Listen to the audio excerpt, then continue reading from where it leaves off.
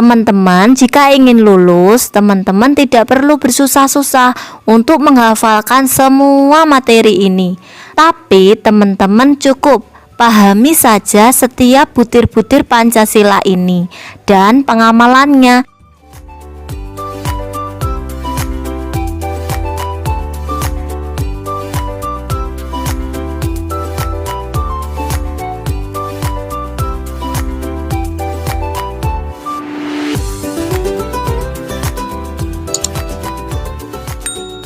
Assalamualaikum warahmatullahi wabarakatuh. Hai teman-teman para pejuang CPNS dan P3K tahun 2021, gimana nih kabarnya? Semoga kalian selalu dalam keadaan sehat ya. Nah, di video kali ini mari kita belajar tentang Pancasila ya, mengenai butir-butir Pancasila dan kandungannya ya. Semoga teman-teman setelah menonton video saya ini nanti teman-teman bisa lebih paham ya. Sejarah lahirnya Pancasila itu perumusan konseptualisasi Pancasila dimulai pada sidang pertama BPUPKI tanggal 29 Mei sampai 1 Juni 1945. Butir-butir Pancasila dan kandungannya itu berdasarkan TAP MPR nomor 1/MPR/2003. Terdapat 45 butir-butir Pancasila. Yang pertama, bangsa Indonesia menyatakan kepercayaan dan ketakwaannya kepada Tuhan Yang Maha Esa. 2. Manusia Indonesia percaya dan takwa terhadap Tuhan Yang Maha Esa sesuai dengan agama dan kepercayaannya masing-masing menurut dasar kemanusiaan yang adil dan beradab. 3. Mengembangkan sikap hormat menghormati dan bekerja sama antara pemeluk agama dengan penganut kepercayaan yang berbeda-beda terhadap Tuhan Yang Maha Esa. 4. Membina kerukunan hidup di antara sesama umat beragama dan kepercayaan terhadap Tuhan Yang Maha Esa. 5. Agama dan kepercayaan terhadap Tuhan Yang Maha Esa adalah masalah yang menyangkut hubungan pribadi manusia dengan Tuhan Yang Maha Esa. 6. Agama dan kepercayaan terhadap Tuhan Yang Maha Esa adalah masalah yang menyangkut hubungan pribadi manusia dengan Tuhan Yang Maha Esa. 7. Mengembangkan sikap saling menghormati, kebebasan menjalankan ibadah sesuai dengan agama dan kepercayaannya masing-masing. 8. Tidak memaksakan suatu agama dan kepercayaan terhadap Tuhan Yang Maha Esa kepada orang lain. Contoh pengamalan sila yang ke-1 itu yang pertama, memeluk satu agama dan menjalani kehidupan sesuai dengan norma-norma agama tanpa memandang rendah pemeluk agama lain.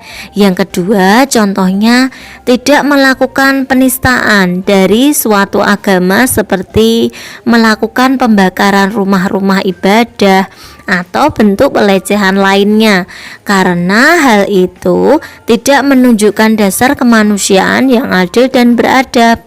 Yang ketiga, sebagai umat non-muslim, ketika tiba waktunya bagi yang beragama muslim untuk berpuasa, kita harus menghormatinya dengan tidak makan di tempat terbuka. 4. Ketika umat Kristiani sedang mengadakan acara-acara besar keagamaannya seperti Natal dan Paskah, kita sebagai umat non-Kristiani bisa turut serta dalam membantu terlaksananya acara keagamaan tersebut, seperti turut serta membantu keamanan sekitar lingkungan gereja dan sebagainya. 5. Contohnya, seseorang bebas memilih agama yang dianut karena menyangkut hubungan pribadi manusia dengan Tuhan Yang Maha Esa. Apakah agama itu Islam, Katolik, Kristen, Hindu, ataupun Buddha. Yang keenam, tidak membuat kegaduhan atau keributan saat-saat seseorang sedang melakukan ibadah. Yang ketujuh, harus memeluk agama yang sama dengan lainnya, karena agama atau kepercayaan bukanlah satu paksaan. Nah, alhamdulillah teman-teman, video pembahasan dari saya sudah selesai. Semoga bermanfaat ya teman-teman. Saya doakan semoga teman-teman lulus menjadi ASN dengan nilai yang terbaik ya. Teman-teman, jika ingin lulus, teman-teman tidak perlu bersusah-susah untuk menghafalkan semua materi ini. Tapi teman-teman cukup pahami saja setiap butir-butir Pancasila ini dan pengamalannya.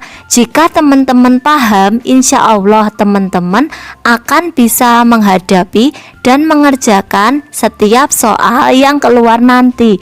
Dulu saya juga seperti itu loh teman-teman. Jadi saya itu memahami. Saya itu tidak hafal, tapi saya paham. Kalau ada butir soal, misalnya sila keempat, kita pahami tuh. Sila keempat itu butirnya apa aja, pengamalannya bagaimana, itu kita pahami aja. Kalau kita sudah paham, kalau ada soal, bentuk soal macam apapun, kalau kita paham, insya Allah kita bisa menjawabnya. Karena di soal tes CPNS ataupun P3K, saya yakin soalnya itu pasti tidak sesimpel ini. Pasti bentuknya itu soal cerita panjang sekali. Oleh karena itu, jika teman-teman tahu kata-kata kuncinya dan bisa memahami, insya Allah teman-teman bisa mengerjakan dan lulus. Saya doakan ya teman-teman, semuanya bisa lulus jadi ASN dan dapat NIP di tahun ini. Amin amin ya robbal alamin. Cukup sekian ya. Wassalamualaikum warahmatullahi wabarakatuh.